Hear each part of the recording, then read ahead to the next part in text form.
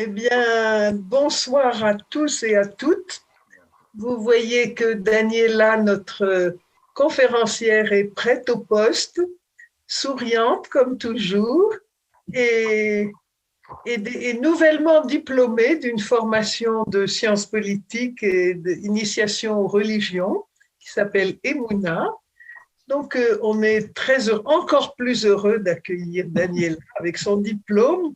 Nous sommes ce soir réunis pour parler de deux grandes fêtes juives dont la date de célébration est imminente. Et c'est pour ça que nous avons fixé notre rencontre quelques jours avant. Et pour ma part, je suis très heureuse de voir de continuer à m'instruire dans la vie et les pratiques du judaïsme parce que pour des tas de raisons, je trouve que c'est essentiel, c'est intéressant, et puis ça nous concerne tous de près, donc voilà, c'est une bonne chose. Alors, nous donnons la parole à Daniela, et après, nous échangerons soit entre les membres de nos deux communautés, soit avec Daniela si elle est l'objet de questions, ce qui est probable. Voilà, merci et la parole à Daniela. Alors, bonsoir à tous. Ça me fait très plaisir d'être réinvité. Ça veut dire qu'il y a une première fois qui a convenu, c'est ça. Si on remet une deuxième invitation. Et effectivement, je vais vous parler des fêtes de Tishri ce soir. En fait, quand on parle de fêtes de Tishri, c'est le mois où ont lieu ces fêtes. Et cette année, c'est particulièrement tôt, puisque ça commence dès le 6 et le 7 septembre, et ensuite pour la nouvelle année, Rosh Hashanah, et 15-16 pour Tishri, Yom Kippour.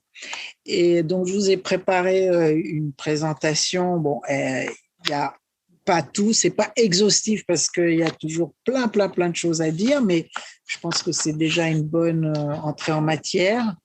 Et donc, je vais vous partager déjà l'écran pour ça. Et aussi, pour commencer, deux mots sur... Anne a parlé donc de la formation Emouna. Je ne sais pas si vous connaissez, mais c'est une formation interreligieuse, en fait. On est 36 personnes en formation, en général des leaders religieux, mais aussi aumôniers, enfin, toutes les personnes qui ont un rôle de leadership, mais aussi des non-religieux. C'est-à-dire, il y avait cette année une journaliste, un professeur d'histoire géo. Donc, tous les ans, ça change. Et on parle de laïcité et aussi bien sûr, on aborde la religion des autres. Et ça se déroule sur toute une année dans des lieux extraordinaires comme l'Institut de France, comme l'École des Beaux-Arts. Enfin, on change de lieu en même temps qu'on étudie ensemble. Et donc, si ça vous intéresse, vous pouvez vous adresser à Sciences Po ou à Pauline Beb ou à moi-même. Je vous donnerai des informations parce que c'est ouvert à tous. Voilà. Alors, je voulais juste le mettre en... Mais je n'arrive pas à en mettre en... Comment on fait hop. Diaporama, voilà, c'est ça que je voulais faire. Voilà, c'est mieux comme ça. Très bien. Donc, je vous ai mis, vous avez vu, l'approche, c'est la pomme, parce que la pomme, c'est un des symboles de Rosh Hashanah et aussi les livres. Alors, comment on va parler de tout ça? Alors, d'abord, on va regarder comment ces fêtes apparaissent dans la Torah, et vous verrez que il y en a une notamment qui n'apparaît pas tout à fait dans la Torah, elle est plutôt décrite dans ce qu'on appelle la littérature rabbinique, c'est-à-dire la Mishnah et le Talmud, et aussi le fait qu'on ne peut pas dissocier ces fêtes. C'est pour ça que au début, on avait parlé avec Anne de parler que de Yom Kippour, mais ça ne va pas. Il faut toujours parler des deux ensemble. Elles sont totalement liées, que ce soit dans la symbolique, dans le sens, dans la liturgie. Donc, c'est pour ça qu'on va les voir ensemble. On va regarder aussi leurs noms en hébreu et du coup, quel sens, elles ont plusieurs noms et quel sens, du coup, ça donne à ces fêtes. Et oui, on a parlé la loi orale, donc la partie littérature rabbinique ou loi orale, c'est-à-dire Mishnah et Talmud, et aussi la forme, le symbole et la partie plus le sens. Hein. C'est pour ça que au début, on avait parlé avec Anne de parler que de Yom Kippour, mais ça ne va pas. Il faut toujours parler des deux ensemble. Elles sont totalement liées, que ce soit dans la symbolique, dans le sens, dans la liturgie. Donc, c'est pour ça qu'on va les voir ensemble. On va regarder aussi leurs noms en hébreu et du coup, quel sens, elles ont plusieurs noms et quel sens du coup ça donne à ces fêtes. Et oui, on a parlé la loi orale, donc la partie littérature rabbinique ou loi orale, c'est-à-dire Mishnah et Talmud, et aussi la forme, le symbole et la partie plus le sens, hein, donc la partie plutôt interne. Donc, on commence par Rosh Hashanah avec les différents noms que porte cette fête. Un premier nom, en fait, ça apparaît en premier donc dans Lévitique sous le terme de Yom HaZikaron, le jour du souvenir. Et en fait, on se souvient de quoi? On se souvient de du son du chauffard. Et c'est de ça qu'on se souvient. On parle aussi de Yom Zikron Troua, Troua qui est la sonnerie en fait. Hein. Voilà, donc c'est dans le Lévitique 23, c'est la paracha est mort où on rappelle toutes les fêtes dans cette paracha, dont évidemment Rosh Hashanah. On parle aussi de Yom Teruah, donc le jour de la sonnerie. Yom Adin, alors là on passe, c'est plus dans la Torah, c'est dans la Mishnah, et ça veut dire le jour du jugement, et on va voir pourquoi. Et Yom Harat Olam, ça c'est aussi dans la liturgie en fait, et il y a un lien un petit peu léger, on va dire, avec un verset de Jérémie. Et enfin, Rosh Hashanah, et ça apparaît seulement dans la Mishnah. Alors, juste pour vous dire, la Mishnah, ça a été fini de rédiger au IIe siècle. Donc, c'est beaucoup plus tardif que la Torah, où on est, enfin, même la Bible en entier, on est plutôt moins 400, moins 500, voilà, la rédaction de la Bible. Voilà. Et c'est vrai qu'on est dans un entre-deux dans ces fêtes, entre Rosh Hashanah et Kippour. On est entre la naissance et la mort. On est dans des jours intermédiaires. Donc, Rosh Hashanah, d'une part, c'est une fête universelle. On parle de la création du monde à Rosh Hashanah. Pour ça, le jour de la création, le jour de l'enfantement du monde. Plus exactement, Yom Harat Olam, le jour, c'est très joli comme terme. Hein. C'est voilà, une mise au monde de nous, en fait. Hein. On célèbre la création du monde et de Adam. Hein. Le premier homme et Ève, bien sûr, hein, puisqu'ils sont nés tous les deux. Donc, symboliquement, c'est la création du monde et c'est la création du monde pour tous. Hein. Ce n'est pas une fête du coup spécifiquement juive de ce point de vue-là. Alors que vous allez voir tout à l'heure, Yom Kippour est beaucoup plus c'est spécifique au judaïsme. Et c'est pas le cas de Rosh Hashanah. Voilà. Alors, on va rentrer. Donc, vous avez vu, c'est 1, 2, 3, 4, 5 noms hein, différents. Rosh Hashanah, je ne vous ai pas précisé, ça veut dire la tête de l'année. Hein, la tête de l'année. Et il y a quelque chose d'assez compliqué, c'est qu'en fait, ce n'est pas le premier mois de l'année, c'est le 7e mois de l'année, selon le calcul de la Torah. Dans la Bible, donc, on commence l'année à Pessah. Donc, le premier mois, c'est le mois de Nissan. Donc, la Pâque juive, c'est ça le premier mois.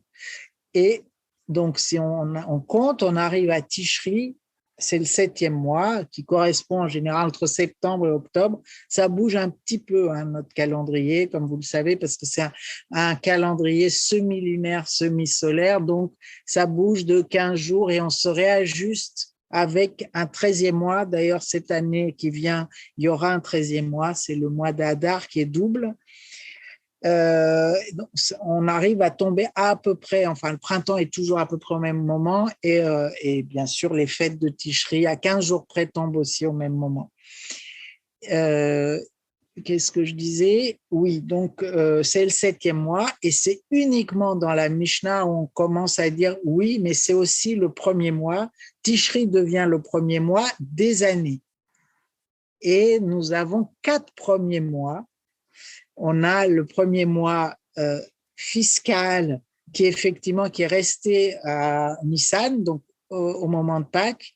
On a un premier mois des années pour les arbres qui est à Tu B'Shvat, qui tombe donc le 15 du mois de Shvat, c'est à peu près en janvier ça. Vous avez Rosh Hashanah qui est le premier mois des années dans le sens donc la création du monde, comme je vous disais tout à l'heure. Et il y a un premier mois aussi des animaux, qui est le premier Elul. C'est le mois qui précède Tishri. Donc cette année, ça va tomber en août. Hein. Voilà. Donc on a 4 premières années dans le judaïsme. C'est compliqué, mais c'est comme ça. Voilà. Alors, Rosh Hashanah, c'est une fête qui se célèbre sur 2 jours. Alors, il faut que je vous explique, le calendrier est très complexe dans le judaïsme, mais il y a surtout une différence entre ce qui se passe en Israël et en diaspora. En Israël, les fêtes sont sur une journée, sauf Rosh Hashanah qui se passe sur 2 jours. En diaspora, on double les fêtes. Pourquoi on double les fêtes? Parce que, et pourquoi on va revenir sur Rosh Hashanah, on double les fêtes parce qu'il y avait cette idée qu'il y a des témoins qui doivent aller de proche en proche entre Israël et la diaspora pour annoncer le nouveau mois, pour annoncer les fêtes. Et Rosh Hashanah, c'est la seule fête qui tombe au début du mois. Donc, il faut repérer le nouveau croissant de lune. Les autres fêtes, en général, sauf Shavuot, sont au milieu du mois, où il y a la pleine lune. Là, on est au début du mois, et donc c'est plus compliqué à repérer le début du mois que le milieu du mois. D'où cette idée que le temps que ça arrive entre Babylone et Israël, il fallait se laisser un jour de battement, et d'où cette fête sur 2 jours, qui est aussi célébrée normalement sur 2 jours en diaspora. Voilà, c'est la seule qui est sur 2 jours à la fois en Israël et en diaspora. Voilà, j'espère que c'est clair. Sinon, vous me poserez, vous notez, et vous pourrez me poser des questions et vous pouvez aussi, bien sûr, utiliser le chat pour ça. Alors, les symboles. Donc, le plus grand symbole, c'est le shofar, c'est-à-dire cette corne qui est faite à partir d'un bélier. Et là, on va expliquer, je reviendrai sur le bélier, mais retenez que c'est le shofar. Et contrairement, parce qu'on pense souvent à Kippour pour le shofar, à Kippour, on sonne qu'une fois le shofar, alors qu'à Rosh Hashanah, on va le sonner 100 fois. Donc, le matin de Rosh Hashanah, c'est sonné à 100 reprises. Il y a en fait ce qu'on appelle un office supplémentaire du matin. Et dans cet office supplémentaire, il y a 3 parties. Et dans ces 3 parties, on va sonner de manière différente. Il y a 3 sortes de sonneries, mais en tout, ça fait 100 sonneries. L'autre symbole de Rosh Hashanah, c'est le fait de pas le jour de Rosh Hashanah, mais ça commence juste après. Et normalement, le Shabbat qui suit, on commence à faire des slichot chez les Ashkénazes. Chez les Séfarades, on commence dès le mois d'Elul, c'est-à-dire on fait des demandes de pardon et c'est des rites, c'est-à-dire que c'est un office du matin pendant lequel on va faire ces demandes de pardon qui vont culminer au moment de Kippour.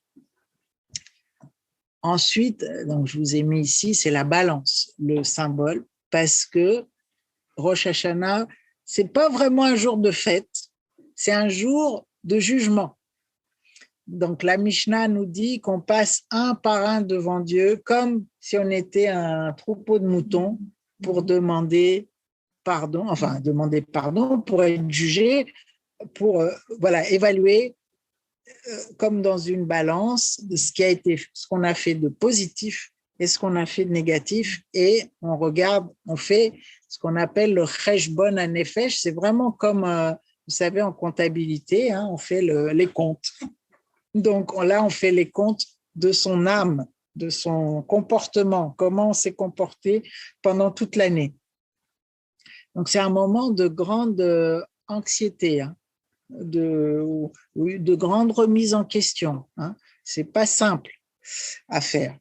Et puis, il y a dans les symboles, il y a les habits blancs, et là aussi, on est entre Rosh Hashanah et Kippour, il y a cette idée qu'on s'habille en blanc. Alors, il y a bien sûr le blanc, c'est symbole de pureté, mais c'est surtout un rappel qu'on est en jugement, et à Kippour, ça va être encore plus fort, on joue un peu le deuil. Hein, puisque lorsqu'on meurt, dans le judaïsme, on est enveloppé d'un linceul, et souvent, la plupart des gens mettent aussi un talit autour, et donc c'est blanc. Et donc, pour ces fêtes, on met en scène ce deuil. Le deuil, notre propre deuil, en fait. Ce qui n'est pas simple non plus. Hein.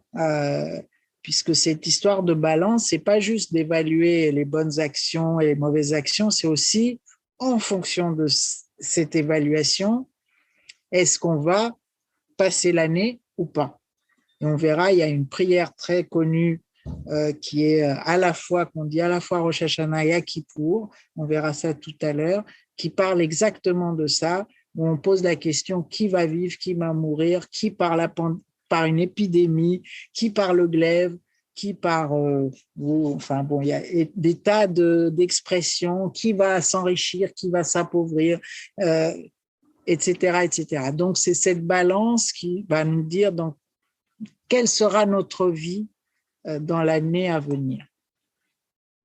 Voilà, pour Rosh Hashanah. Alors, oui, on parlait tout à l'heure, et ça j'y reviendrai, on parlait tout à l'heure de ce symbole du shofar qui est en corne de bélier, et la corne de bélier, bien sûr, ça nous fait penser à la ligature d'Isaac, le chapitre 22 de la Genèse, où Abraham, à l'appel de Dieu, il est prêt à sacrifier son fils, comme lui a demandé l'Éternel.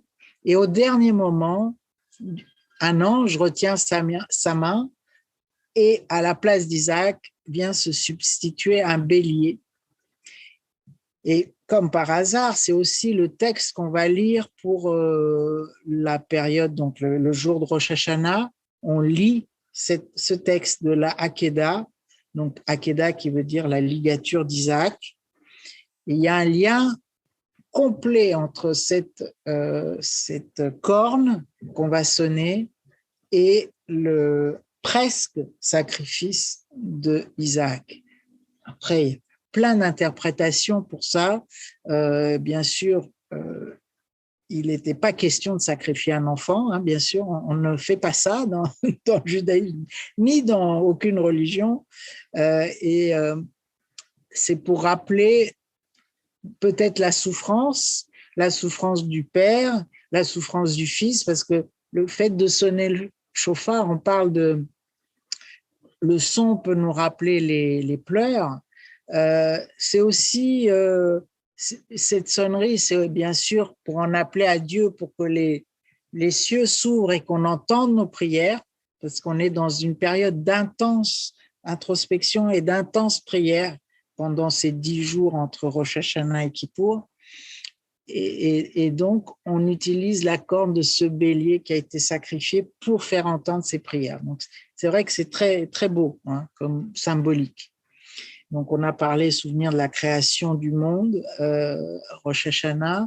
La royauté de Dieu est réaffirmée, et dans la liturgie, on parle tout le temps, on va mettre Adonai Melech, donc le roi. Hein. On substitue un certain nombre de phrases, de mots pour dire que c'est Dieu qui est le roi. Hein.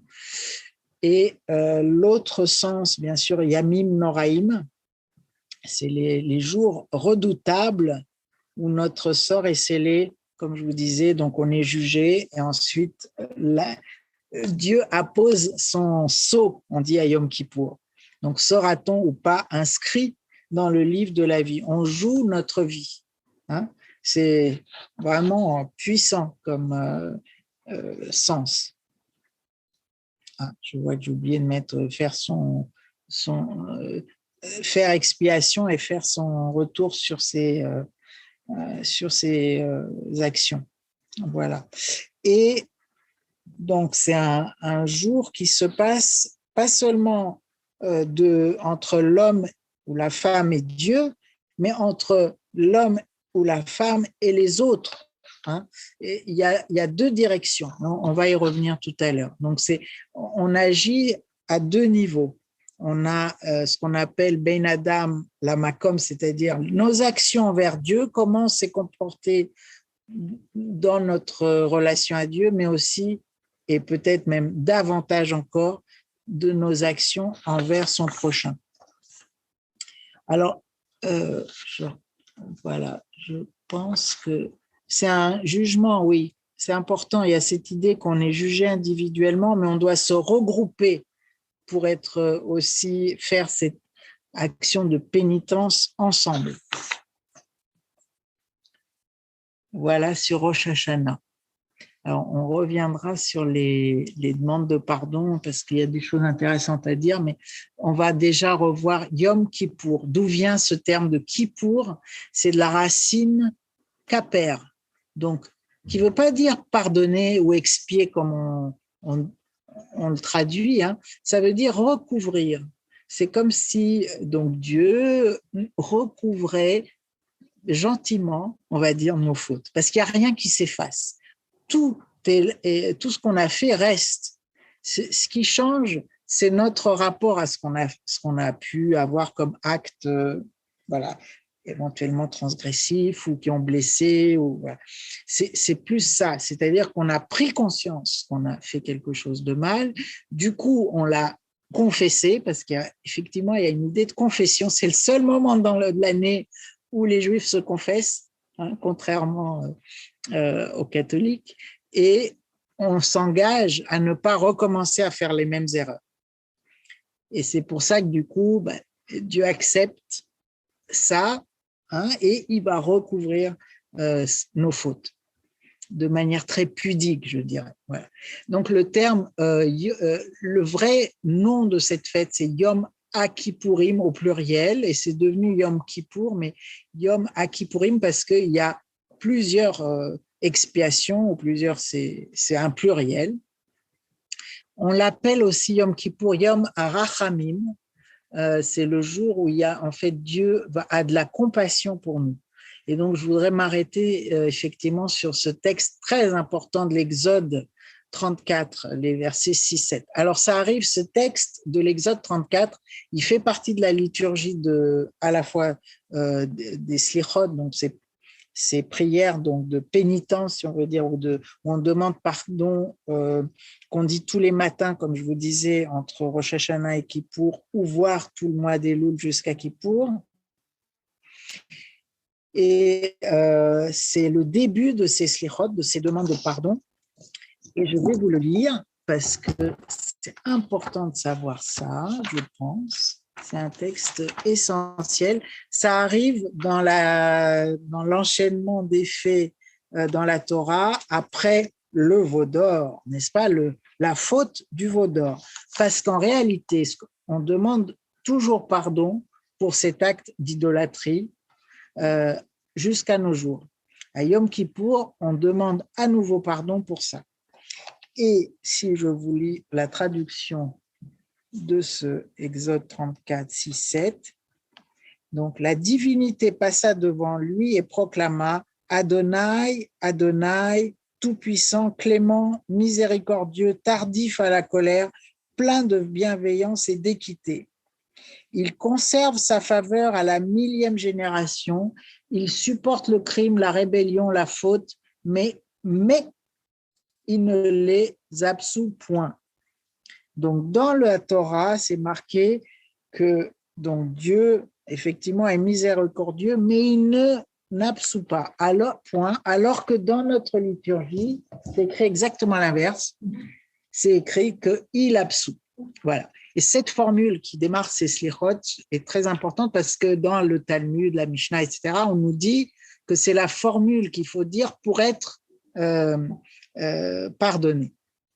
Si on ne la dit pas correctement, parce que Moïse l'a dite à Dieu, donc nous, on doit aussi la dire à chaque kippour. Et puis, donc, à chaque fois qu'on fait des slichot. Voilà. Et c'est aussi appelé Yom Kippour Shabbat Shabbaton, du Lévitique 16-31. Et là, dans le Lévitique, dans ce texte, le chapitre 16 du Lévitique, en fait, c'est la description de ce que doit faire le prêtre pour demander pardon au nom du peuple. En fait, le prêtre, le grand prêtre même, dans le tabernacle et plus tard au temple, c'est lui qui est l'envoyé du peuple jusqu'à tant qu'il y a un temple, en fait.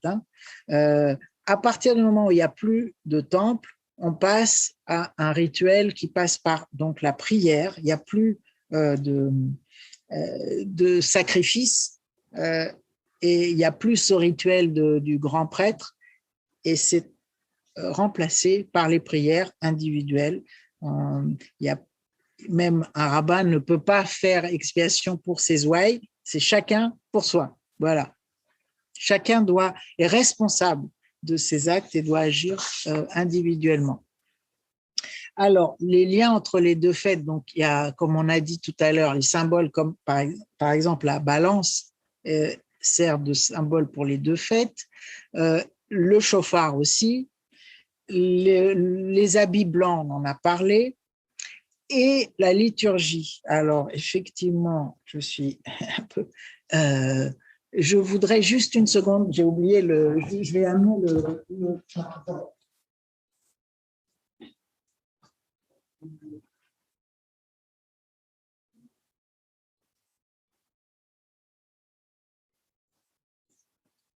Je voudrais quand même...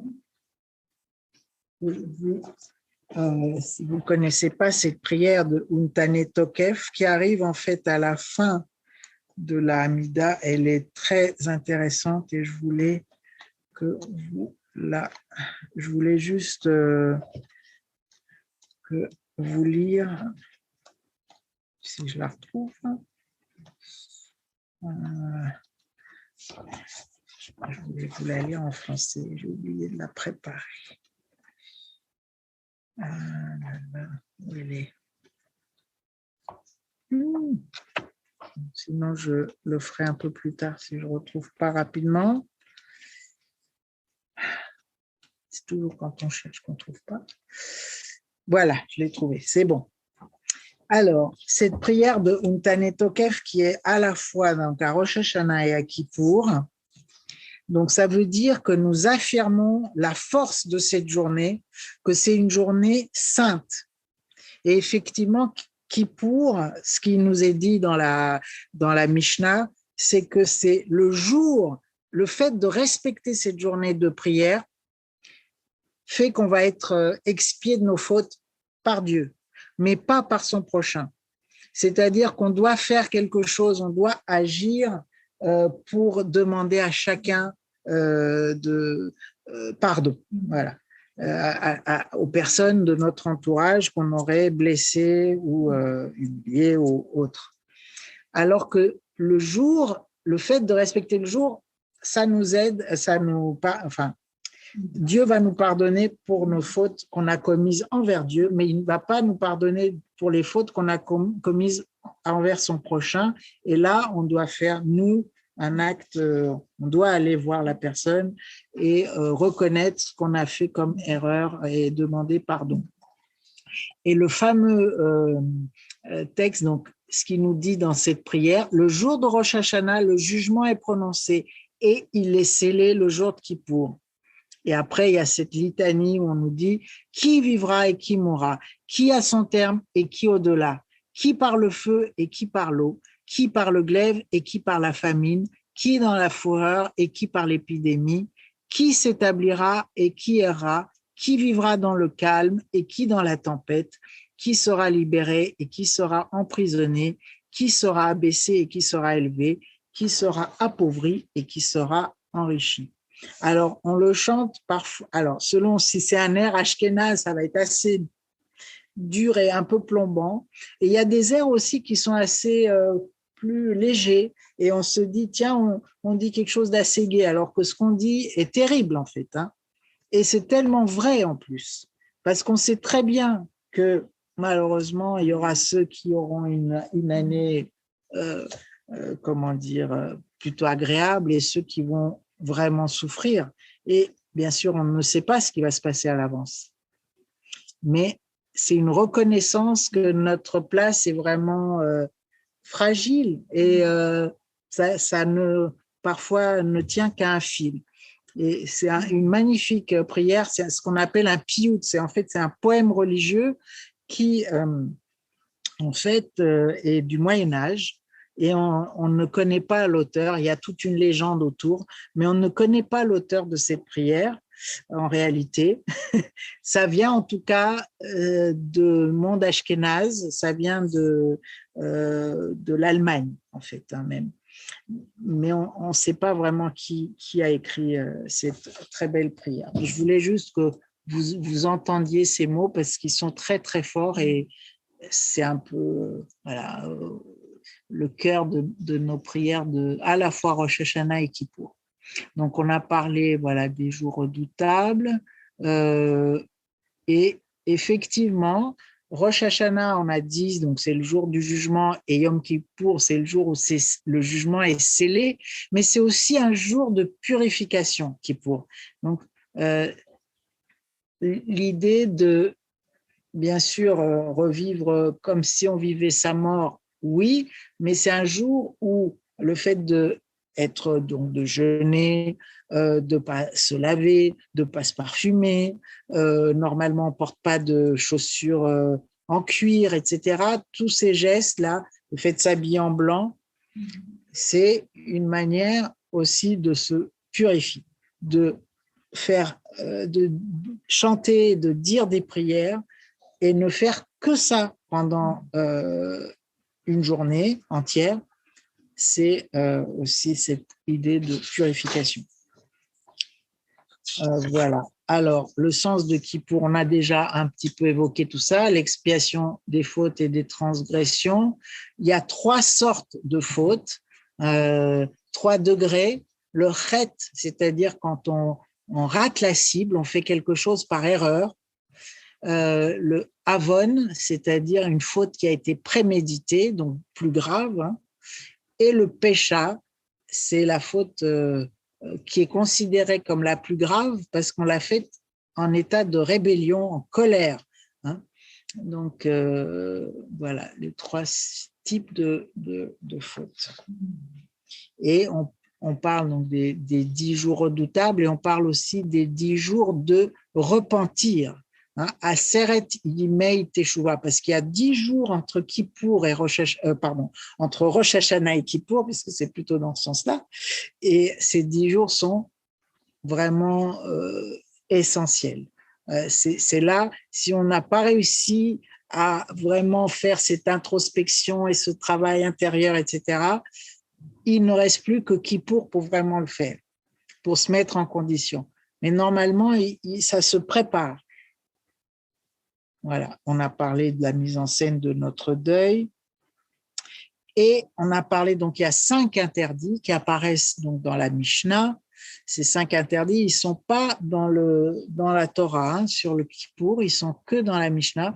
Donc manger et boire, se laver, mettre du parfum, enfin voilà, s'embellir, quoi, hein, se maquiller, etc., porter des chaussures en cuir et avoir des relations sexuelles. 5 interdits. Voilà. Et on a parlé, oui, on a déjà dit que en fait, pendant ces 25 heures, hein, ça dure en tout 25 heures Kippour, où on dit que les portes du ciel sont ouvertes, les portes du ciel sont particulièrement, on va dire, perméables, et nos prières sont entendues.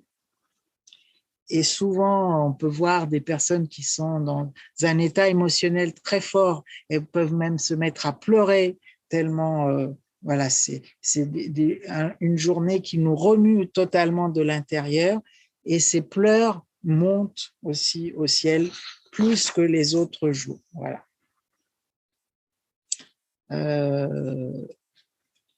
On a vu, oui, encore une fois, les symboles. Là, on parle de Yom Kippour. À nouveau, la balance. Ce qui est nouveau, par contre, c'est le vidouille, la confession.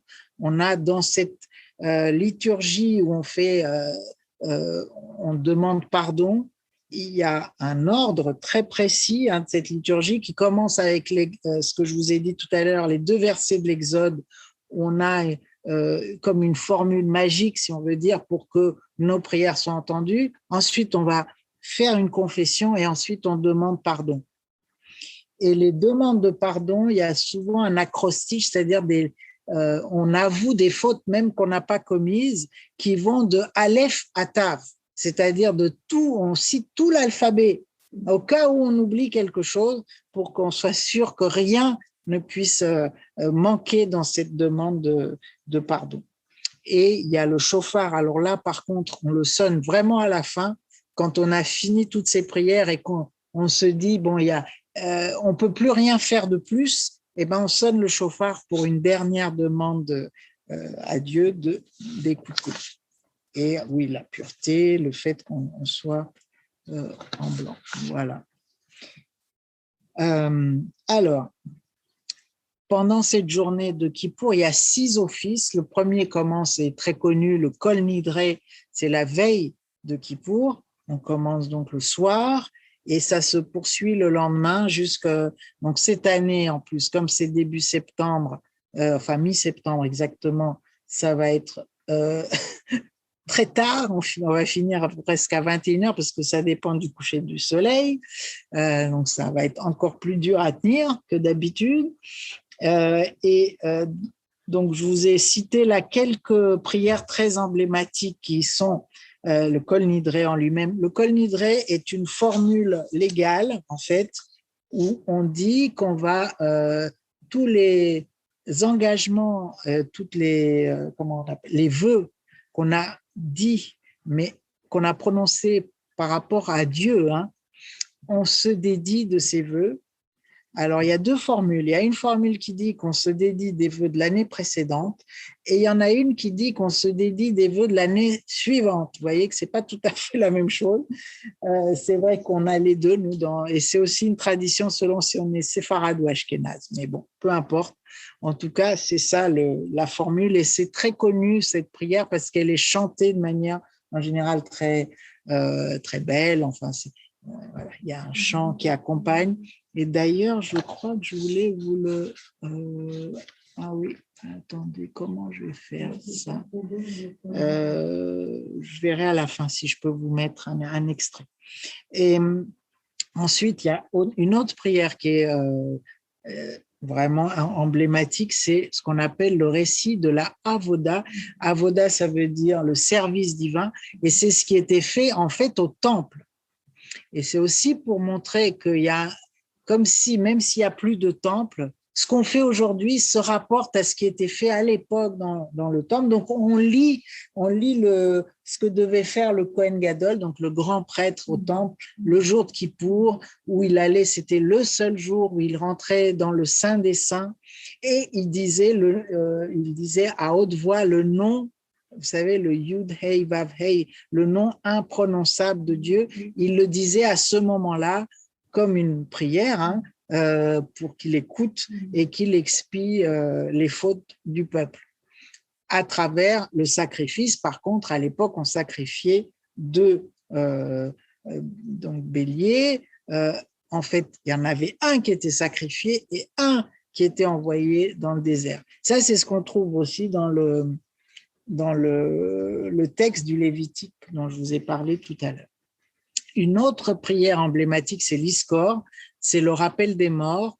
Donc, c'est un rappel des morts à la fois collectif, donc c'est toute la martyrologie juive du Moyen-Âge, enfin, ça commence avec Bar Kokhba et Rabbi Akiva, qui a été martyrisé par les Romains, jusqu'à bien sûr, ça finit sur la Shoah et on va rappeler le nom des camps, etc.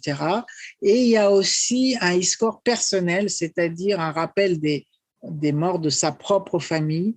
C'est un moment intense aussi, et émotion, bien sûr, parce que on va lire, donc les personnes de la communauté nous donnent la liste de tous leurs morts et on les lit en tant qu'officiants à chacun. Enfin, on lit tous ces noms. Donc, c'est long et c'est très voilà, triste, en fait. Voilà. Et puis, la fin de l'office, Neila, qui veut dire la fermeture. Je vous ai parlé des portes du ciel qui s'ouvrent et après, il y a les portes se referment. On dit qu'après 25 heures, ces portes vont se refermer et donc on est dans cette grande anxiété pour qu'on soit encore entendu.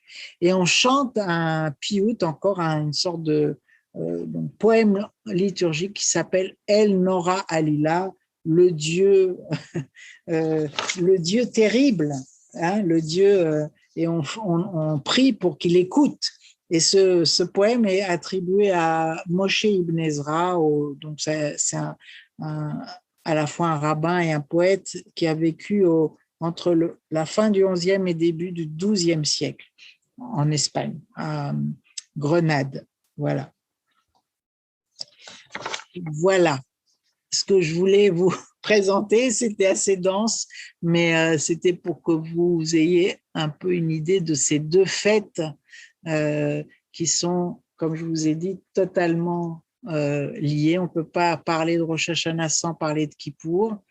On ne peut pas parler du début de l'année sans parler de cette demande de pardon qui constitue Kippour et de purification intérieure. Voilà, je ne sais pas, je n'ai pas vu, il n'y a pas de, non, il n'y a pas de questions dans le chat, donc si vous en avez et que vous voulez, vous pouvez ouvrir vos micros et bien sûr poser vos questions. Voilà. Tu parlais un petit peu beaucoup. Ah, baptisé Grand Paris, oui. Non, c'est moi. Daniela, Merci beaucoup, c'était une super présentation.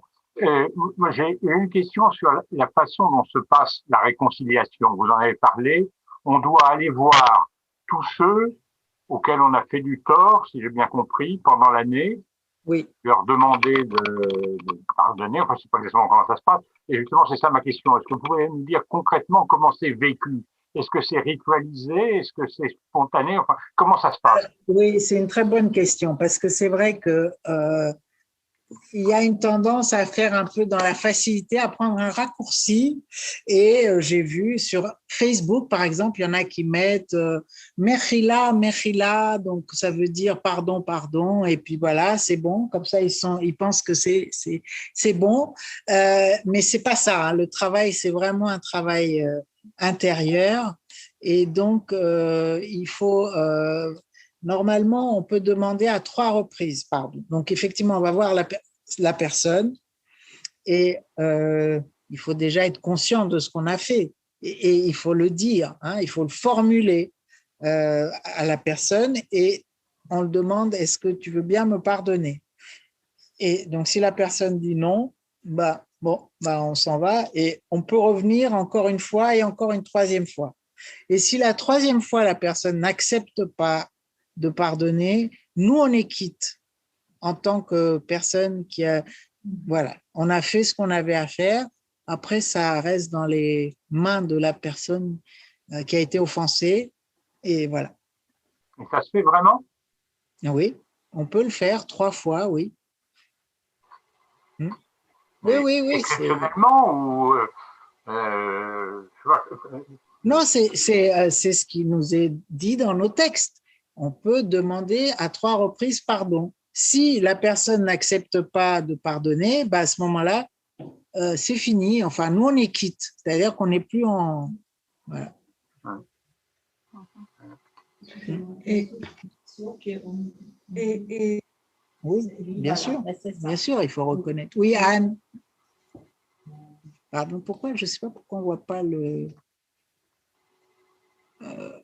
tu ne vois pas les gens à l'écran. Bon, oui, je t'en prie, Anne, vas-y. Daniela, Oui. Daniela, ces visites que l'on va faire à la personne qu'on a offensée, elles se font toutes le jour même de Kippour ou bien ça s'étale sur Non. plusieurs jours? Oui, alors ça s'étale. Non, justement, à Kippour, on ne peut plus le faire parce qu'on est censé être à la synagogue et prier. On reste toute la journée. Voilà. Enfin, tout le monde ne vient pas à 25 heures, enfin, je veux dire, ou toute la journée à la synagogue, mais normalement, on est toute la journée en prière. Donc, ce que je vous disais, il y a les 10 jours entre Rosh Hashanah et Kippour, et encore mieux, on peut commencer déjà un mois avant. C'est-à-dire que dès le mois d'Elul, alors je ne vous ai pas dit ça, mais c'est très intéressant. Elul, c'est le mois qui précède Tishri. D'accord? Donc là, cette année, si on commence, ça va être début août que ça va commencer. Et normalement, à chaque prière du matin, on sonne le chauffard. Donc il y a déjà cette idée que le chauffard va nous réveiller intérieurement et il y a un processus qui va se mettre en place. Et donc, on peut déjà commencer en avance. Hein. On n'a pas besoin d'attendre le dernier moment. Et plus on commence tôt, mieux on est préparé, en fait. Est-ce que vous m'entendez? Oui. Oui. Très bien. Bonsoir et merci beaucoup pour cette présentation. Cette demande de pardon, elle s'adresse qu'aux autres membres de la communauté et où elle s'adresse également aux personnes qui sont en dehors de la communauté? Ah non, c'est à tout le monde. En fait, à tous ceux qu'on fréquente, que ce soit famille, amis, monde du travail, à tous. Hein, c'est pas, non, ça se limite pas. Alors, c'est vrai que selon la vision du judaïsme qu'on a, oui, les ultra-conservateurs, je peux imaginer sûr, ils vont rester plutôt dans le monde juif, mais c'est pas du tout le sens. Hein. C'est pas d'accord. Donc, c'est un pardon, une demande de pardon universelle. Voilà. Oui, bien sûr. Oui. Et d'ailleurs, moi, personnellement, j'ai reçu un jour un coup de téléphone d'une femme juive. Moi, je ne suis pas juive. Et c'est comme ça que j'ai découvert le Yom Kippour. Elle me demandait pardon pour quelque chose dont je n'avais même pas conscience, d'ailleurs. Donc, on s'est parlé et j'ai réalisé qu'il y avait cette fête juive, mais à ce moment-là. Et comment vous l'avez vécu? Comment vous l'avez vécu je trouve ça au-delà de la surprise? Je trouve ça très intéressant. Je trouve ça très intéressant parce que c'est un début de réparation entre les gens et en même temps, moi j'ai découvert des choses qui s'étaient passées à mon insu dont je n'aurais jamais eu connaissance par ce coup de fil. Donc ça permet de mieux comprendre comment fonctionnent les humains. Je trouve ça très riche, moi, personnellement. J'ai trouvé ça assez génial. Oui. C'est ça. Et ce qui est super dans ce que vous racontez, c'est que vous n'en aviez même pas conscience. Ah oui. Donc, ce qui veut dire que c'est entre la personne d'elle à elle-même. Il y a une forme d'authenticité qu'elle se doit, hein, de vérité qu'elle se doit elle-même pour pouvoir faire après le pas envers l'autre. Parce que souvent, on ne se rend pas compte de ce qu'on peut produire. Hein, quand on fait du mal à quelqu'un, souvent, on ne se rend même pas compte. Non, moi, c'était purement une projection qu'elle avait faite sur ce que j'avais dit, qui est en rapport avec sa façon avec ce qu'elle avait vécu, mais qui n'avait aucun rapport avec ce que je disais. Et donc, on s'est expliqué. Sa fenêtre de compréhension était à côté de mon action, était différente.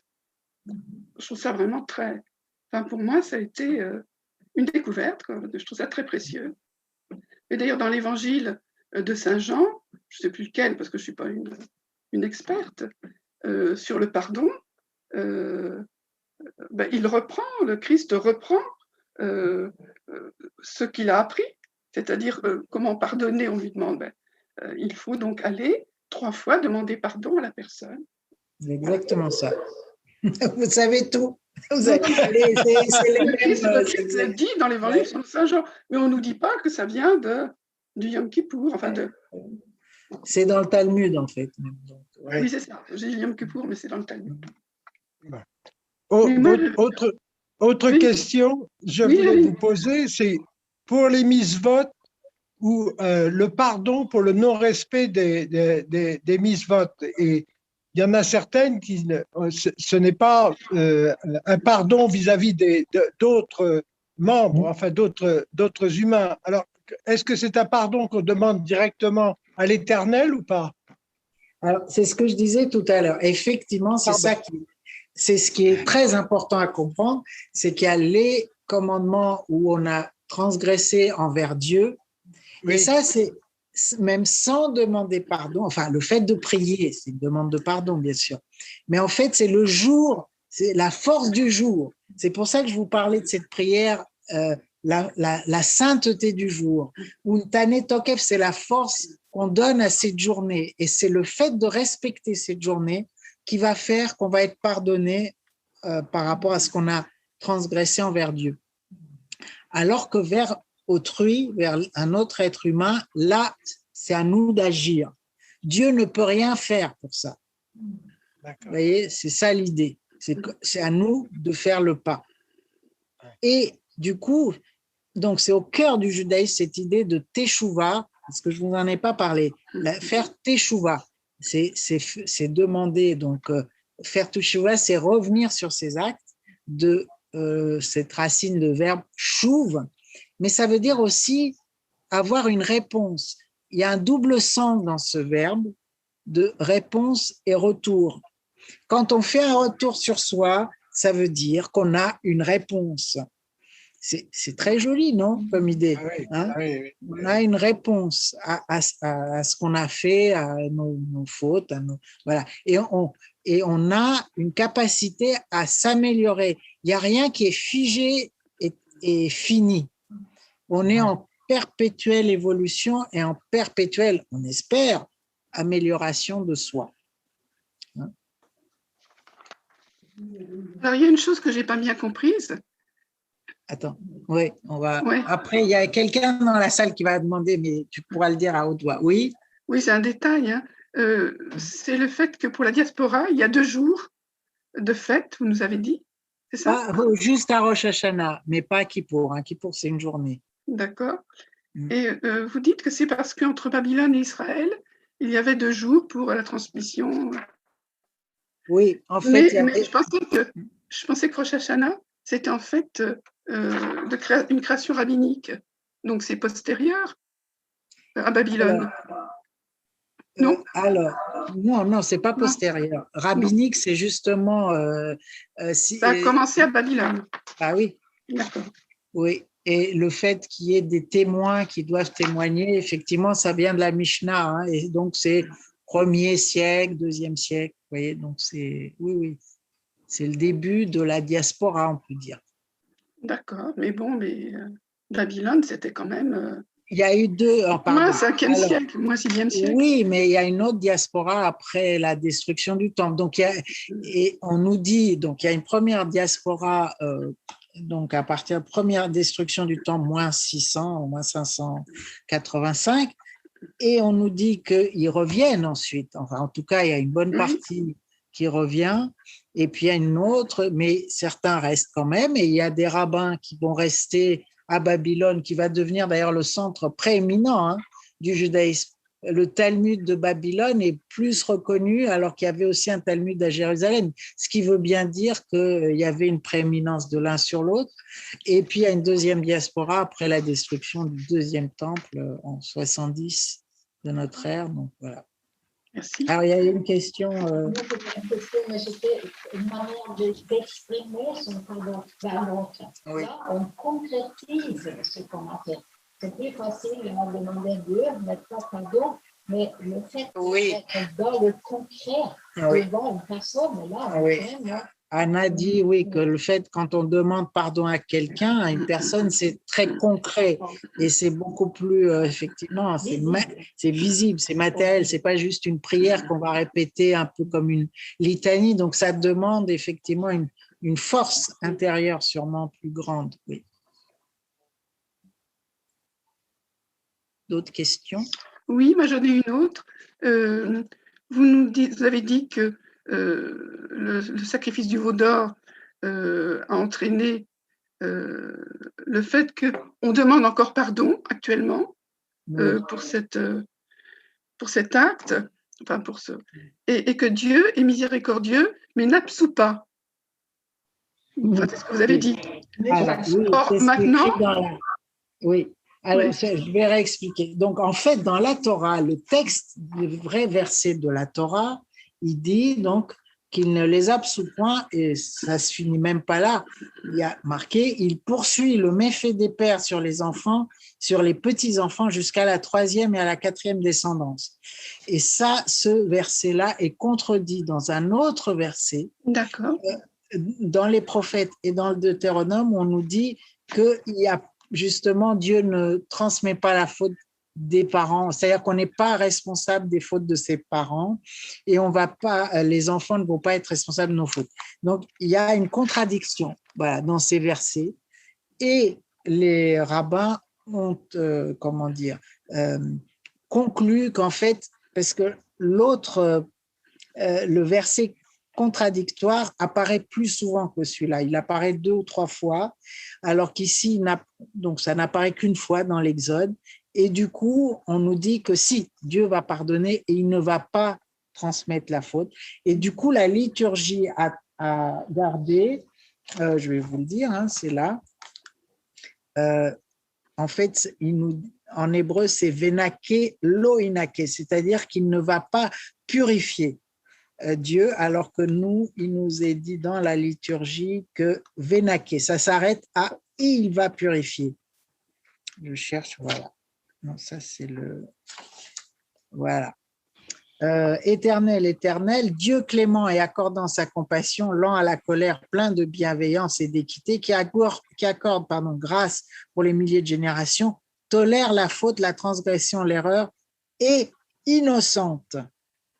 Vous voyez, donc ça, c'est le texte de la liturgie, alors que dans la Torah, c'est ça que je voulais vous montrer, qu'il y avait une contradiction entre le texte qui est tel qu'il est dans la Torah et comme il apparaît dans le Marzor, c'est-à-dire dans notre livre de prière pour Kippour, qui a été fait par des rabbins.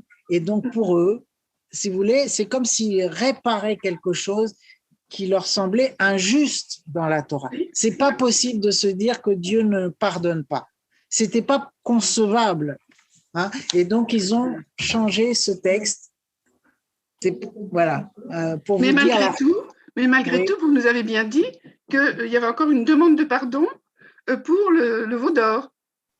Oui, oui. Donc, on continue à demander. En fait, on célèbre Kippour pour continuer à demander pardon pour le veau d'or, effectivement.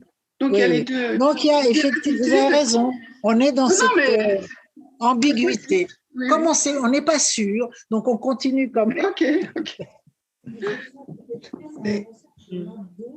Oui. 2 textes différents. Oui, oui. Je trouve que c'est. Oui, on ne fait pas justement, on n'agit pas comme des moutons de panurge, on va dire. On essaye de réfléchir à qu'est-ce qui se passe là et pourquoi le texte est différent dans la Torah et dans la liturgie, effectivement. Est-ce que peut-être il y en a d'autres qui veulent poser des questions? Alors, est-ce que cette attitude est pour tous les groupes religieux? Oui, c'est ça. Libéraux, oui, parce qu'on a, comme vous le savez, on n'a pas qu'un texte. Nous, on a la tradition écrite, la tradition orale, et on s'appuie sur les deux. Et les deux sont en dialogue. Et effectivement, s'il y a des choses... la loi vient de la tradition orale. On a changé énormément de choses par rapport à la Torah. Il n'y a plus de peine de mort, il n'y a plus le fils rebelle, on ne va pas le lapider. Vous voyez, donc le Talmud est venu pour corriger des choses qui étaient, on peut le dire, inadmissibles dans la Torah, ou en tout cas d'un autre temps. Et cette loi évolue, elle ne peut pas rester figée malgré ce que disent certains, comme vous le savez, de nos coreligionnaires. Oui, Monsieur Boutin. Oui, moi, je pense que pour le pardon, la demande de pardon qui se réitère pour le veau d'or. Alors cet événement-là a eu lieu à un certain moment de l'histoire, mais je pense que ce genre de faute, on peut la refaire très facilement dans notre vie, hein, puisque c'est un abandon de Dieu pour une idole. Et ça, on peut le faire très fréquemment et à chaque fois, on peut demander pardon pour ça. On y retombe toujours, du moins, on est fragile et on peut y retomber. Donc, c'est pas inutile Vous avez demander pardon. 100% raison. C'est exactement, c'est bien sûr. Il y a un événement historique qui aurait a eu lieu peut-être ou non. En tout cas, c'est de nous mettre en garde contre toutes les formes d'idolâtrie, et l'idolâtrie a bien évolué dans le temps, comme vous le savez. Hein. On se prosterne plus devant des statues aujourd'hui, et c'est pas seulement ça l'idolâtrie, c'est bien d'autres choses. Hein. C'est le rapport à l'argent, c'est le rapport au matériel, c'est le rapport on en a parlé plein de fois, la technologie, enfin, à plein d'autres choses de nos jours, à toutes les addictions qu'on peut avoir, c'est de l'idolâtrie. Hein.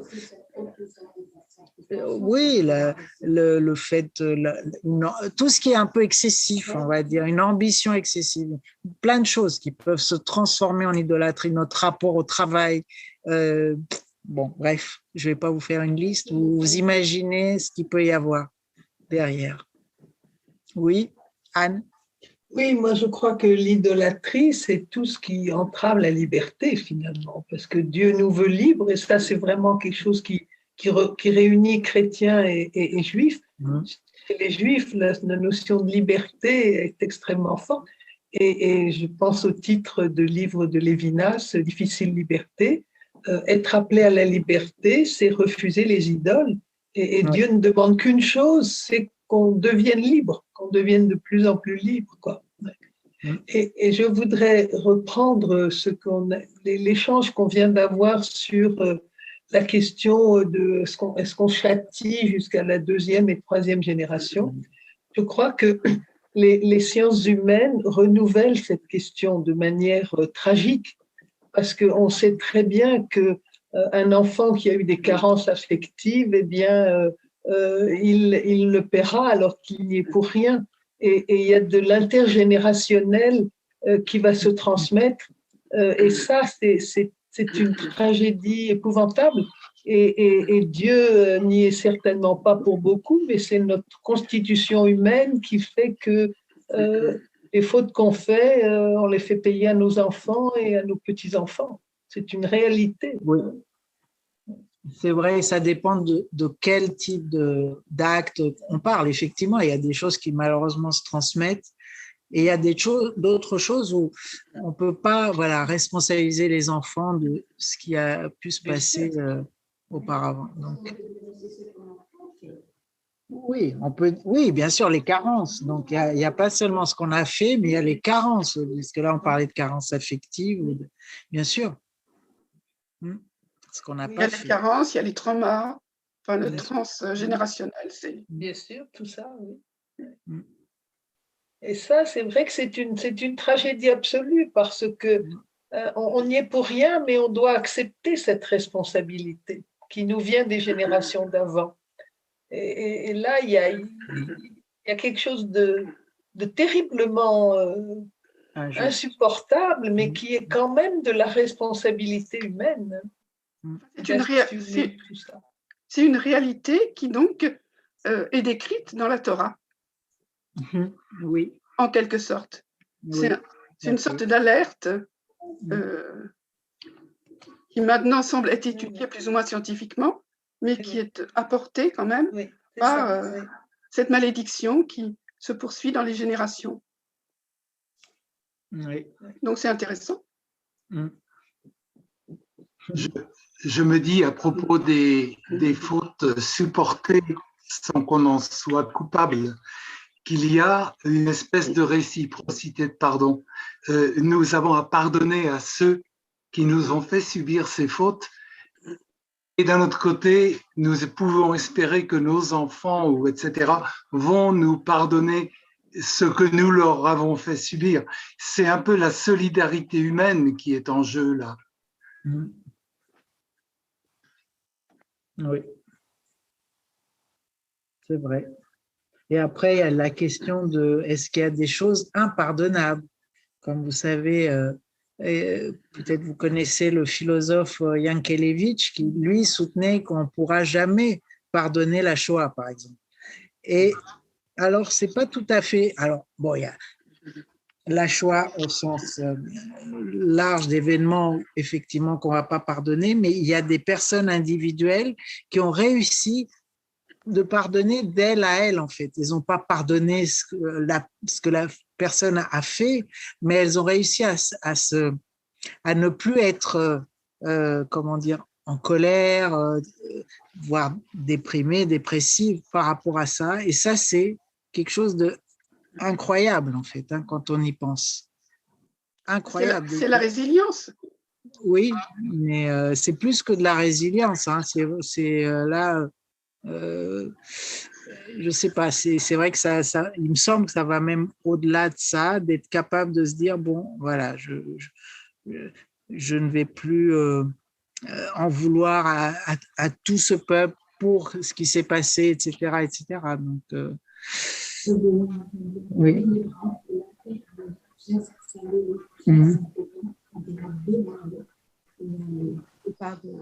Un pardon, oui. Donc, Anna, qui est avec moi dans la salle, dit que Willy Brandt avait fait un geste symbolique en demandant un pardon pour le peuple allemand, c'est ça? Oui. Je crois qu'il y a Claudine qui veut dire quelque chose, c'est ça? J'aimerais revenir sur la notion de culpabilité, parce que nous, dans le christianisme, on a l'impression que quand même, c'est un vrai venin. C'est-à-dire que, voilà, bon, il y a le sentiment, bien sûr, de nos insuffisances, etc., mais en même temps, on peut être habité, et ça peut être une puissance de manipulation, finalement, par ce sentiment de culpabilité, au fond, infini, quoi. Comment est-ce que vous gérez ça vous-même? Je pense que vous avez raison, hein, c'est un poison, la culpabilité. Et justement, pour se défaire de cette culpabilité, on va faire ce geste de demande de pardon. C'est ça qui va permettre d'évacuer. Et comme on disait tout à l'heure, si on l'a fait une fois, deux fois, trois fois, c'est bon, c'est fini, on arrête. Et là, le fait de se dire qu'on est quitte, ça permet, je pense, de s'absoudre soi-même, en fait, hein, et de se dire, ça y est, maintenant, je vais arrêter de me culpabiliser pour ce que j'ai fait, puisque j'ai pris conscience, j'ai fait l'action de demander pardon, c'est bon, quoi. Maintenant, c'est à l'autre, hein, de faire son travail. S'il ne peut pas accepter, voilà. Et puis, bon, cette idée quand même d'un jour du pardon où Dieu nous absout, ça, c'est vraiment libérateur, parce que oui, c'est quelque chose de, comment dire, à la fois collectif et en même temps, c'est toute la personne qui se sent, en un sens, pardonnée, purifiée, accueillie. Ça, je trouve que c'est un très beau rite. Oui. Et je peux vous dire, je ne sais pas, il y a d'autres, je ne sais pas si Laurie ou Sylvie veulent témoigner, ou je vois qu'il y a Rona, ou d'autres personnes, ou Jean-Pierre. Quand on vit cette journée, enfin, moi, depuis que je la vis, on se sent, mais alors, dans une joie intense à la fin. C'est vraiment, et le lendemain, enfin bon, les jours, on va dire, qui suivent, moi, je ne l'aborde pas. Alors, il y a des personnes qui l'abordent avec beaucoup de tristesse et c'est lourd. Déjà, je suis gai quand j'arrive à la synagogue. Je suis très heureuse. Je me dis, c'est mon rendez-vous avec Dieu. Je suis contente d'être là. C'est une journée importante, quoi. Et à la fin, on se sent, mais vraiment, waouh, cette idée de purification, enfin, moi, je la ressens vraiment, hein. Comme si on repartait, on repart pas à zéro, comme on disait, puisque ça reste, hein, c'est quand même ce qu'on a vécu et inscrit en nous, on peut pas l'effacer, mais il y a une page blanche quand même. Et donc, on sait qu'on va pouvoir peut-être voilà, changer un tout petit peu de direction et on espère que ça ira mieux. Voilà. Oui. Moi, je voulais revenir sur Rosh Hashanah. Vous avez dit que vous utilisiez, enfin, la liturgie utilise un terme particulier pour, on ne dit pas Dieu créa le ciel et la terre, si je comprends bien. On dit un autre mot. Est-ce que Oui. ça me paraît un problème important? Est-ce que vous pouvez commenter un petit peu? Oui, Hayom Harat Olam. Harat, en fait, c'est de Herayon, c'est d'être enceinte, hein, pour une femme. Donc, c'est le jour de l'accouchement du monde, le jour de la mise au monde du monde, si vous voulez. Voilà, c'est un peu, ça fait un peu pléonasme, mais c'est ça. Et donc là aussi, c'est un mot différent de celui de la Genèse. Oui, bah, ça, c'est un mot qui est dans la liturgie, effectivement, qui n'est pas dans le texte de la Torah, non. D'accord. Ouais. Hein? Il y a un livre qu'on nous conseille là, je vois, Rendez-vous avec Walter Ofer. Bon. Vous voulez dire un mot sur ce livre, Gabriela, parce que vous l'avez mis dans le chat, mais je ne sais pas ce que c'est.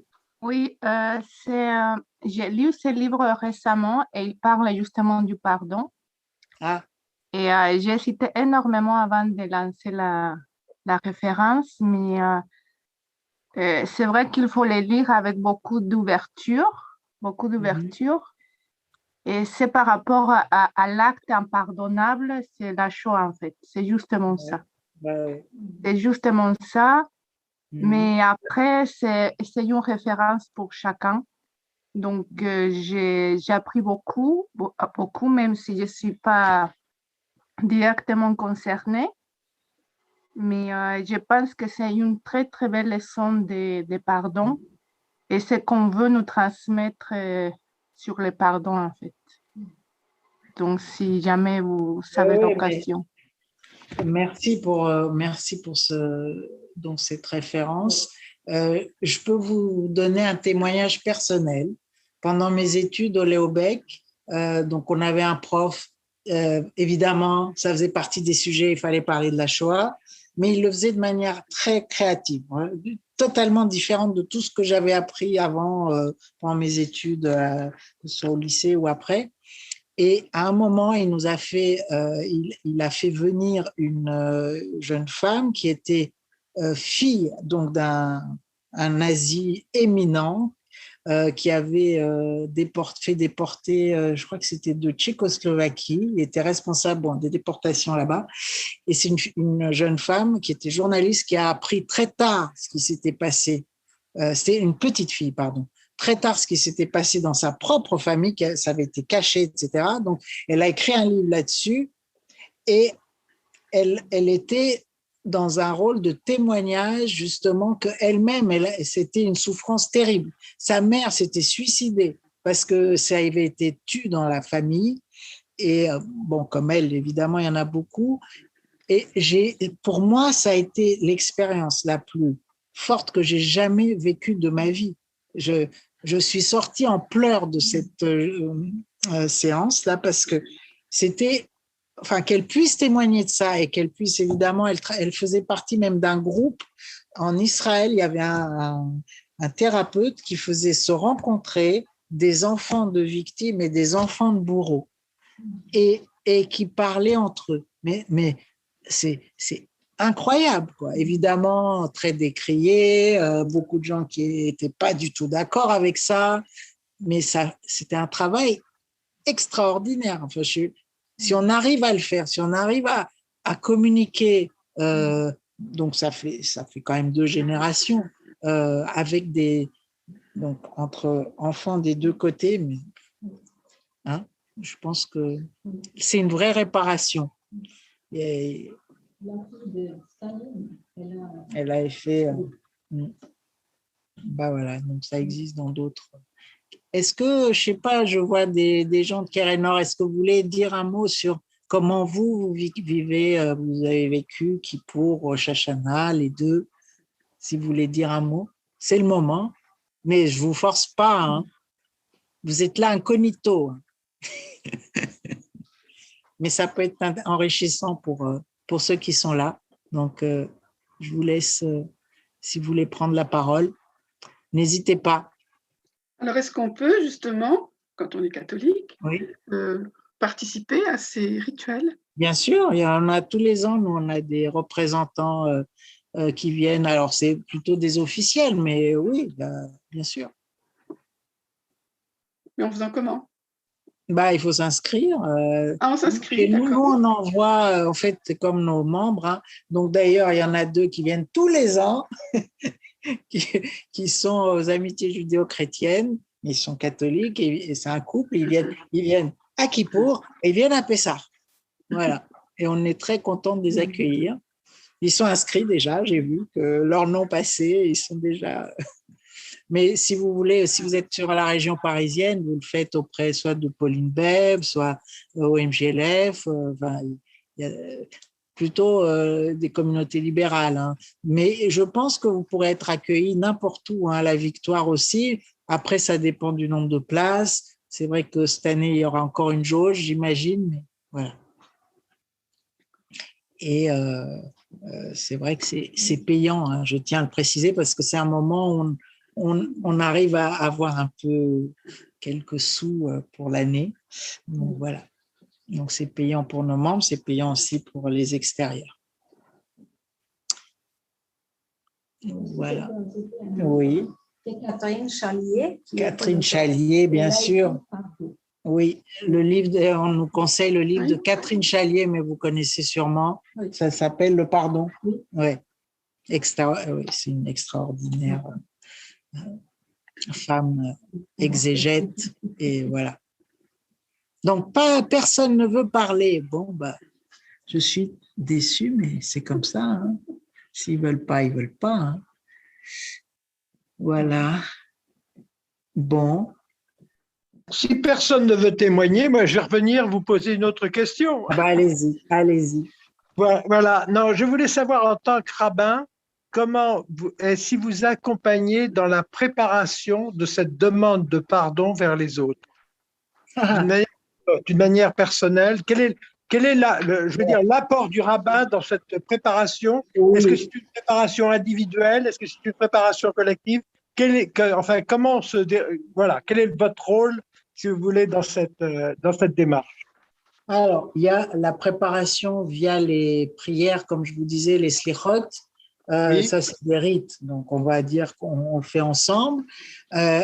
S'il y a des demandes individuelles, bien sûr, hein, il y a parfois des prises de conscience, parfois c'est difficile à porter, donc ça arrive qu'on me demande une entrevue, donc bien sûr, je réponds. Et il y a ce qu'on fait souvent, mais là, ça va être très juste parce qu'on commence très vite avec les fêtes, mais l'année dernière, on avait fait les mercredis soirs, vous savez, à cet horaire-là, où c'est en général le temps d'études, de préparation de la paracha, etc. J'avais fait 4 séances de préparation fête de Tishri, où on a bien sûr étudié des textes, mais ces textes étaient des prétextes aussi, comme on dit, pour aborder certaines questions. Là, j'avais fait par exemple un thème sur la crise, parce qu'on était en plein encore pandémie, on n'a pas fini encore, hein, mais qu'est-ce que ça veut dire vivre une crise? Il y avait rapport à Dieu, comment on est en lien avec Dieu en tant que juif, quel Dieu on prie, etc. Donc, il y avait plusieurs sessions comme ça qui permettaient de se préparer. Et donc, c'était collectif. Mais bien sûr, je suis ouverte aux demandes plus individuelles quand il y en a. Il n'y en a pas beaucoup. C'est vrai que c'est rare, mais ça arrive. Merci. Oui. Moi, je voudrais revenir sur ce moment où cette fête où le grand prêtre, quand il y avait encore le temple, allait dans le Saint des Saints. C'est vraiment et prononcer le nom ineffable. Hein. Je trouve que c'est vraiment une idée extrêmement forte. Qu'est-ce qui peut alors, vous avez dit qu'on lisait le texte, bien sûr, le récit. Décrit, en fait. Oui, mais qu'est-ce qui correspond à ça dans la fête? C'est un moment de révélation, il me semble. Enfin, je ne sais pas comment vous le comprenez, mais pour moi, quand j'ai ce texte, ça me paraît le moment essentiel, en fait. Mais j'ai peut-être tort. Oui, oui. Et en même temps, alors, je vais vous dire comment ça se passe en général. Le jour de Kippour, c'est le moment où tout le monde est épuisé et tout le monde dort, en fait. Hein. Donc, je vous le dis, c'est à la fin de la matinée, parce que nous, on commence à 10h et on fait une pause vers 2h30. Donc, c'est entre 1h30 et 2h30 qu'on va lire ça, au Moussaf, donc c'est la prière supplémentaire du matin. Tout le monde est... Donc, on essaye un peu de les réveiller. Donc, ça, c'est juste pour la boutade. Mais vous avez raison, c'est vrai que c'est un moment, enfin, dans le rituel tel qu'il était décrit dans le temple, c'est un moment de révélation, mais c'est une personne avec Dieu. Hein. Donc, vous voyez, c'est très... et un représentant. Donc, c'est pas très démocratique, on va dire, hein, comme façon de faire. Mais c'est vrai que c'était comme ça. Et il y avait une hiérarchie de les prêtres, les lévites et Israël. Ça existe toujours, hein, cette hiérarchie. Il y a 3 castes. Hein. Cette hiérarchie a été supprimée dans le judaïsme libéral, mais elle existe toujours. Hein. Donc, comme s'ils avaient un rôle, ou en tout cas, ils avaient une proximité à Dieu qu'on n'a pas nous, voilà, en tant qu'Israël. Parce que moi, je ne suis pas Cohen, donc voilà. Hein. Et qu'est-ce qui se rapproche de... C'est vrai qu'il y a rien qui... C'est pas, on ne peut pas substituer. C'est plus le fait qu'on va chanter, on va prononcer énormément de mots, mais c'est pas pareil, c'est pas la même chose, hein, c'est sûr. C'est la ferveur qu'on va y mettre, c'est l'aide qui va être reçue. Enfin, il y a des officiants, il y a un rabbin, souvent il y a un chazan, c'est-à-dire quelqu'un, un chantre, qui va chanter, qui va essayer d'élever un peu la spiritualité des membres, mais c'est vrai que ça n'a rien à voir avec ce rapport que pouvait avoir un Cohen avec Dieu et la symbolique. Donc, nous aussi, on essaye de rentrer quelque part dans le Saint des Saints, mais est-ce qu'on y arrive? Parfois, il y a des années où ça marche, il y a des années où ça marche moins bien, pour chacun, je veux dire, individuellement. Il y a des prières perdues et il y a des prières qui montent. Voilà. Donc, vous n'avez pas institué... C'est pareil. Hein. Vous n'avez pas institué de moment particulier au cours duquel le rabbin pourrait, comme le grand prêtre, mener cette même... Oui, non, justement. Prononcer le nom de Dieu, je veux dire. Oui, le rabbin n'est pas un grand prêtre. Donc voilà. Oui, le rôle du rabbin n'a rien à voir. Le rabbin, c'est un enseignant, principalement. Ce n'est pas un intermédiaire entre Dieu et... Voilà. Donc, on n'a pas du tout cette vision. C'est un enseignant, c'est quelqu'un, effectivement, qui va accompagner dans différentes étapes de la vie la personne. Et c'est un facilitateur, si vous voulez. Mais ce n'est pas un grand prêtre. Oui, mais alors, je me pose la question par rapport à ce que j'avais dit avant. Il y a bien un rite d'imposition des mains, vous avez dit. Oui, qui est resté, effectivement. Pour enseignant, on n'a pas besoin d'imposer les mains pour un enseignant. Non. Donc, ça doit vouloir dire plus que ça, quand même.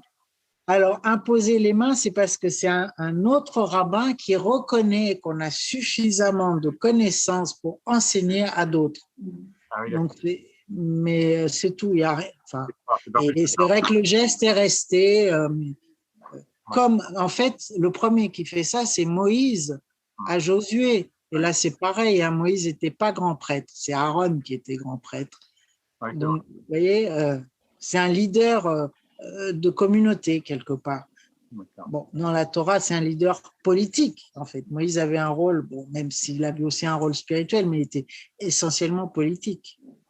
Le grand prêtre.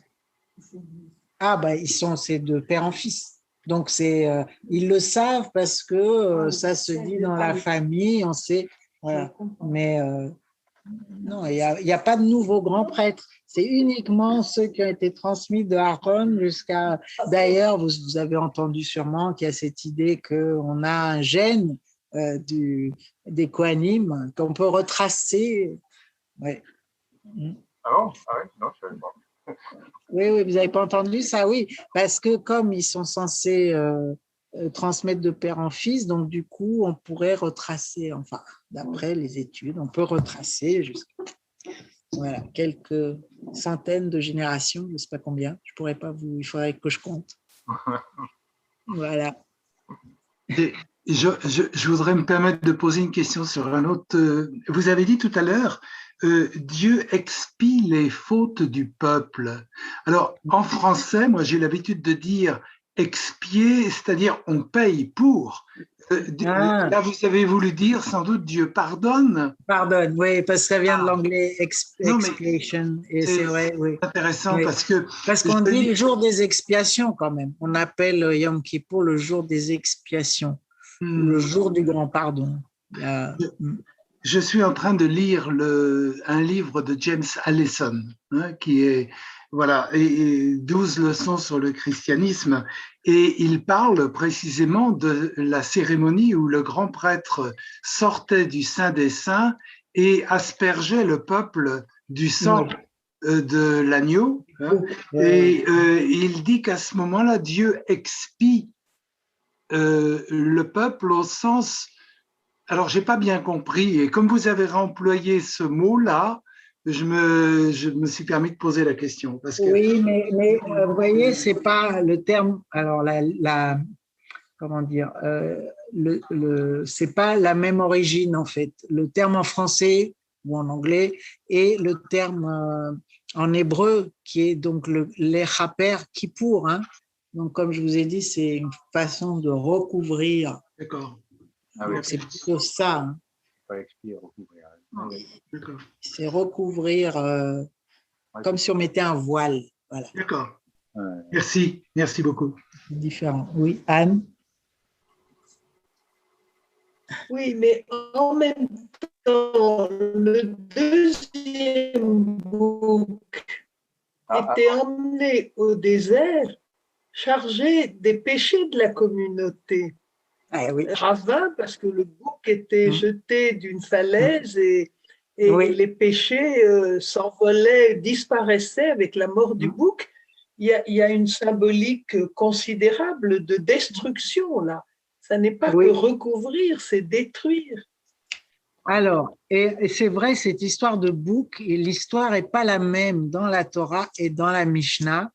Et Anne, ce que vous racontez, c'est dans la Mishnah, effectivement, on le jette du haut d'une falaise, alors que dans la Torah, on dit juste, on l'envoie à Azazel, on ne sait pas ce que c'est Azazel, et on l'envoie dans une sorte de désert, et on ne le tue pas, en fait, là. Donc, ce n'est pas tout à fait non plus, vous voyez, il y a deux histoires qui sont un peu différentes, donc on peut choisir, voilà, et on lui met même un cordon rouge, enfin bref, mais ça, c'est pas dans la Torah, hein. C'est une invention, enfin, c'est venu plus tard, on va dire, c'est un rite qui est arrivé au temps du temple, mais qui n'est pas dans le Lévitique, et oui, c'est pas tout à fait pareil de dire qu'on le charge de ses fautes et on le met à mort, oui. En fait, les deux meurent, alors que dans la Torah, il y en a un qui survit, en fait, et qui est chargé des fautes, mais qui survit. C'est vrai. Je sais pas.